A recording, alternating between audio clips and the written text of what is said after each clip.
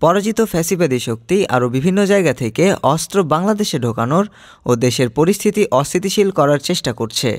এই বিষয়টা আমরা গোয়েন্দা সংস্থার মাধ্যমে জানতে পেরেছি। ফলে ফের শুরু হচ্ছে যৌথ বাহিনীর অভিযান, জানালেন উপদেষ্টা আসিফ মাহমুদ।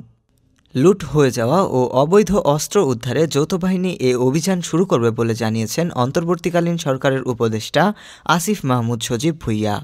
তিনি বলেন, পুলিশের লুট হওয়া অস্ত্র এখনও উদ্ধার হয়নি এবং সেগুলো জনগণের বিরুদ্ধেই ব্যবহারের চেষ্টা চলছে।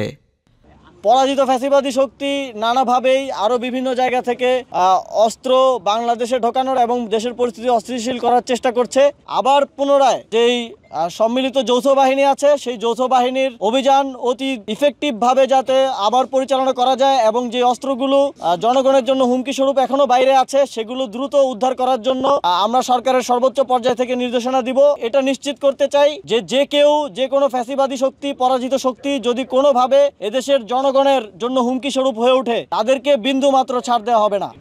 রাজধানীর মিন্টো রোডে স্বরাষ্ট্র উপদেষ্টার বাড়ি ঘেরাও করতে জড়ো হওয়া লোকজনের সামনে 7 ফেব্রুয়ারি রাত 3টার দিকে একথা বলেন পল্লী উন্নয়ন ও সমবায় এবং যুব ও ক্রীড়া উপদেষ্টা। নোয়াখালীর দ্বীপ উপজেলা হাতিয়ার সাবেক সংসদ সদস্য মোহাম্মদ আলীর বাড়িতে বৃহস্পতিবার মধ্যরাতে ভাঙচুর ও অগ্নিসংযোগ করে বিক্ষুব্ধ ছাত্র জনতা। সে সময় ছাত্র জনতার মিছিলে গুলি করা হয় বলে অভিযোগ করেছেন নেতারা। উপদেষ্টা আসিফ মাহমুদ বলেন, হামলা করার মতো ঘটনা যারা ঘটিয়েছে তাদের অ্যারেস্ট করার ব্যাপারে আগামীকালের মধ্যেই তাদের বিরুদ্ধে যথাযথ ব্যবস্থা গ্রহণ করা হবে এবং আইনশৃঙ্খলা বাহিনী ব্যবস্থা গ্রহণ করবে, এই নিশ্চয়তা আমি আপনাদের দিতে চাই।